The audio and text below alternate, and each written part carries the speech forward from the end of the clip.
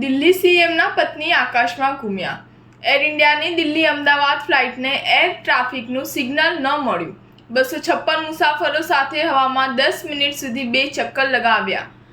અમદાવાદનું Sardar Vallabhbhai Patel international airport રોજના હજારો મુસાફરોને સુવિધા પૂરી પાડે છે, ત્યારે દેશના કોઈપણ વ્યસ્ત રહેતા એરપોર્ટ પર રોજ બપોરે 12 વાગ્યા સુધી ફ્લાઇટની અવરજવરનું પ્રમાણ સૌથી વધુ રહેતું હોય છે।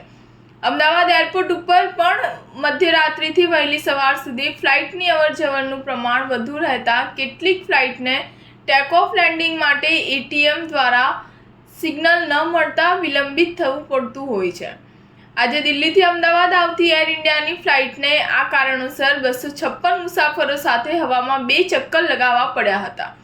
આ ફ્લાઇટમાં દિલ્હીના મુખ્યમંત્રી અરવિંદ કેજરીવાલના પત્ની પણ સવાર હતા। દિલ્હીથી સવારે 9:50 ઉડાન ભરીને સવારે 11:30 વાગ્યે અમદાવાદના એરપોર્ટના રનવે પર ઉતરાણ કરતી એર ઇન્ડિયાની ફ્લાઇટ AI423 આજરોજ દિલ્હીથી તેના નિશ્ચિત સમય કરતાં 10 મિનિટના વિલંબ ટેક ઓફ થઈને અમદાવાદ જવા રવાના થઈ હતી, પરંતુ અમદાવાદ પહોંચતા પહેલા એર ટ્રાફિક મેનેજમેન્ટ દ્વારા ઉતરાણ કરવા માટેનું સિગ્નલ ન મળતા અથવા તો રનવે ક્લિયર ન હોવાથી ફ્લાઇટને હવામાં ગુજરાતમાં પ્રદેશ કર્યા બાદ અમદાવાદથી નજીક 2 ચક્કર લગાવવા પડ્યા હતા।